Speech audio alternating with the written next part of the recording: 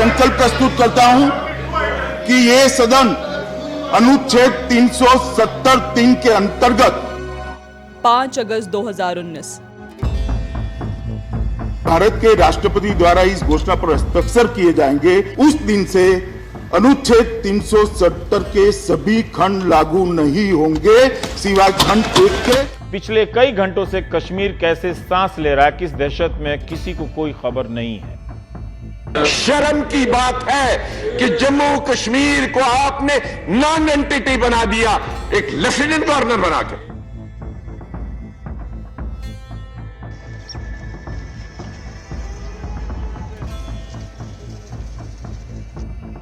5 अगस्त 2019 article 370 खत्म हुआ। पूरी कश्मीर वैली में लॉकडाउन किया गया, हर पॉलिटिकल लीडर अरेस्ट हुआ, इंटरनेट बंद, कर्फ्यू लगा और इस पूरे ऑपरेशन के लिए सेंटर ने कश्मीर वैली में डिप्लॉय किए लगभग 500 से 680 कंपनीज ऑफ CAPF, यानी 50,000 से लेकर 92,000 सेंट्रल आर्म्ड फोर्सेस पर्सनल। और आज 29 अप्रैल 2026 वेस्ट बंगाल में सिर्फ इलेक्शन हो रहा है और इलेक्शन कमीशन ने डिप्लॉय किए हैं 2,450 कंपनीज, यानी 2,45,000 से 3,30,000 central armed personal. Mamata Banerjee के बंगाल में पीसफुल इलेक्शन कराने के लिए इलेक्शन कमीशन को आज वो फोर्सेस चाहिए जो कश्मीर वैली को 370 हटाने के दिन लॉकडाउन करने के लिए चाहिए थी, यानी 3 से 5 गुना। ये कोई बीजेपी प्रोपेगेंडा नहीं है, ये इलेक्शन कमीशन की अपनी फाइल से निकले हुए नंबर्स हैं दोस्तों।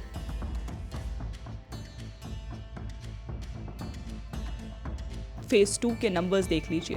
142 सीट्स पर वोटिंग हो रही है आज, 41,001 पोलिंग स्टेशंस, और इन्हें सिक्योर करने के लिए इलेक्शन कमीशन ने डिप्लॉय किए हैं 2,343 companies of central armed police forces. सबसे ज्यादा डिप्लॉयमेंट कोलकाता में 274 कंपनीज, पूर्व बर्धमान में 263, हुगली रूरल में 236, बरुईपुर में 162, बैरकपुर में 160, कृष्णानगर में 159, डायमंड हार्बर में 137। ये नंबर्स द वीक ने रिपोर्ट किए हैं। ANI ने special electoral roll observer Subrata Gupta को कोट किया है और इलेक्शन कमीशन की ऑफिशियल ब्रीफिंग से कंफर्म हुए हैं। फेज 1 में 152 सीट्स के लिए 2,407 कंपनीज डिप्लॉय हुई थी, यानी दोनों फेजेस मिलाकर बंगाल में पीक डिप्लॉयमेंट है 2,450 कंपनीज। नो डाउट ये रिकॉर्ड ब्रेकिंग नंबर्स हैं, लेकिन ये नंबर्स जब तक आप कंपेयर नहीं करते इनकी असली कहानी समझ नहीं आती, और जब आप कंपेयर करेंगे तो जो कंक्लूजन निकलेगा वो किसी पॉलिटिकल पार्टी का स्टेटमेंट नहीं, इलेक्शन कमीशन ऑफ इंडिया का खुद का वर्डिक्ट है। पर पहले एक बेसिक क्वेश्चन, CAPF की एक कंपनी में कितने जवान होते हैं? इलेक्शन कमीशन और मिनिस्ट्री ऑफ होम अफेयर्स जब ऑफिशियल प्लानिंग करते हैं तो वो कैलकुलेशन करते हैं, एक कंपनी यानी 100 पर्सनल। ये फिगर्स कई मीडिया हाउसेस ने भी इस्तेमाल किए हैं, ये ऑपरेशनल प्लानिंग फिगर्स हैं, लेकिन CRPF का अपना सैंक्शन स्ट्रेंथ है एक कंपनी में 132 से 135 पर्सनल। विकिपीडिया पर CRPF का ऑफिशियल स्ट्रक्चर यही दिखाता है। ओपन मैगजीन ने रिसेंटली एक CAPF ऑफिसर को कोट किया जिसने कहा एक कंपनी में 135 मेन होते हैं। तो चलिए दोनों नंबर्स देते हैं आपको। कंजर्वेटिव फिगर्स 100 पर कंपनी, रियलिस्टिक सैंक्शन स्ट्रेंथ 135 पर कंपनी, और इसका इस्तेमाल बंगाल में आज डिप्लॉयमेंट है कम से कम 2,45,000 सेंट्रल आर्म्ड पर्सनल और सैंक्शन स्ट्रेंथ पर 3,30,000। दोनों में से कोई भी नंबर लीजिए, बंगाल के लिए ये हिस्टोरिक है। लेकिन ये नंबर्स हिस्टोरिक क्यों हैं, ये तब समझ आएगा जब आप पास का रिकॉर्ड देखेंगे। देखिए 2011 का परिवर्तन इलेक्शन, ममता बनर्जी की पहली जीत। उस समय सेंट्रल फोर्सेस डिप्लॉय हुई थी लगभग 825 कंपनीज, यानी 82,000 से 1,11,000 पर्सनल। 2016 में जब TMC की जड़ें मजबूत हो चुकी थी और बीजेपी सीरियस चैलेंजर नहीं थी, डिप्लॉयमेंट और कम हुई 750 कंपनीज के आसपास। 2021 का इलेक्शन 8 फेजेस में हुआ। कोविड के बीच नंदीग्राम सितलकुची वायलेंस के साथ विकिपीडिया का रिकॉर्ड और द प्रिंट की रिपोर्टिंग दोनों यही कहती हैं। पीक डिप्लॉयमेंट पहुंची 1071 कंपनीज पर, यानी लगभग 1,07,000 से 1,44,000 पर्सनल। और 2026 में 2,450 कंपनीज, यानी 2,45,000 से 3,30,000 पर्सनल। ये 2021 के मुकाबले 2.3 गुना है और 2016 के मुकाबले 3 गुना से भी ज्यादा। सवाल ये है, टीएमसी तो वही है जो 2011 से सत्ता में है, पुलिस मशीनरी वही है, एडमिनिस्ट्रेटिव सेटअप वही है, तो फिर हर इलेक्शन में सेंट्रल फोर्सेस की डिमांड एक्सपोनेंशियली क्यों बढ़ती जा रही है? देखिए, इलेक्शन कमीशन के अपने ऑफिशियल्स ने इसका जवाब पब्लिक स्टेटमेंट्स में दिया है। स्पेशल इंटेंसिव रिवीजन के बाद 90 लाख वोटर्स लिस्ट से डिलीट हुए।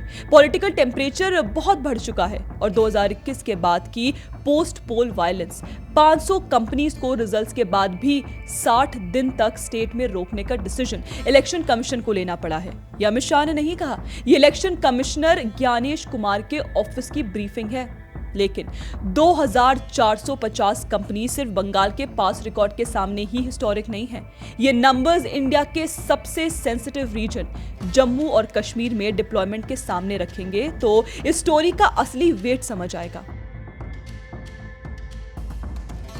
कश्मीर को समझिए, लाइन ऑफ कंट्रोल है, पाकिस्तान से एक्टिव क्रॉस बॉर्डर टेररिज्म है, 35 साल का इंसर्जेंसी की हिस्ट्री है, फॉरेन ट्रेन्ड मिलिटेंट्स हैं, रजौरी पूंछ में एक्टिव इन्फिल्ट्रेशन, पीर पांजल में रीसेंट टेरर अटैक्स, आर्टिकल 370 के एब्रोगेशन के बाद का सबसे सेंसिटिव पॉलिटिकल फेस। ऐसे में कश्मीर में जब 2024 में पहला असेंबली इलेक्शन हुआ, आर्टिकल 370 हटने के बाद का पहला, तो इलेक्शन कमीशन ने डिप्लॉय की 900 companies of CAPF. Business standard ने सितंबर 2024 में ये फिगर रिपोर्ट किया, यानी 90,000 से लगभग 1,21,000 पर्सनल। 2024 के लोकसभा में जम्मू एंड कश्मीर के लिए 635 कंपनीज। ये इलेक्शन कमीशन ने मिनिस्ट्री ऑफ होम अफेयर्स को ऑफिशियली रिक्वेस्ट किया था।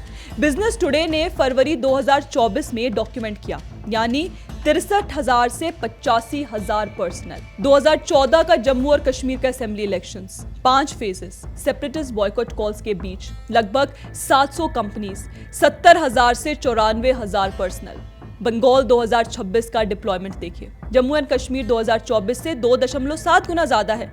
जम्मू एंड कश्मीर लोकसभा 2024 से 3.9 गुना ज्यादा है। पर रुकिए, एक बार फिर सोचिए, कश्मीर जहां एलओसी है, जहां एक्टिव टेरर इंफ्रास्ट्रक्चर है, जहां पाकिस्तानी मिलिटेंट्स आते हैं, जहां असेंबली इलेक्शंस 5 साल देरी से हो पाए सिर्फ सिक्योरिटी सिचुएशन के कारण, वहां इलेक्शन कमीशन को 900 कंपनीज चाहिए। बंगाल जहां कोई एलओसी नहीं, कोई क्रॉस बॉर्डर टेररिज्म नहीं, कोई एक्टिव इंसर्जेंसी नहीं, जहां इलेक्टेड गवर्नमेंट है 215 सीट्स की मेजॉरिटी के साथ, वहां इलेक्शन कमीशन को 2,450 कंपनीज चाहिए।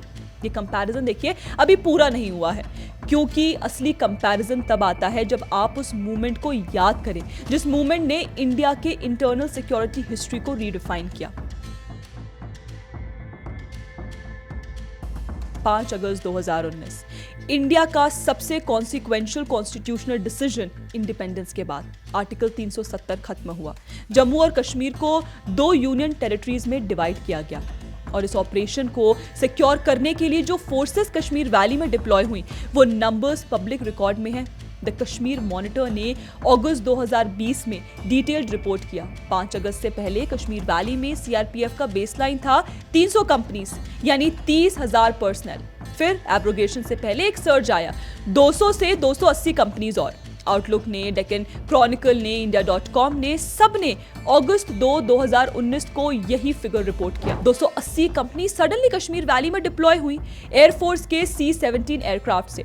टोटल एट पीक 500 से 680 कंपनीज, यानी 50,000 से लेकर 92,000 सेंट्रल आर्म्ड पर्सनल पूरी कश्मीर वैली को लॉकडाउन करने के लिए आर्टिकल 370 हटाने के मूवमेंट पर।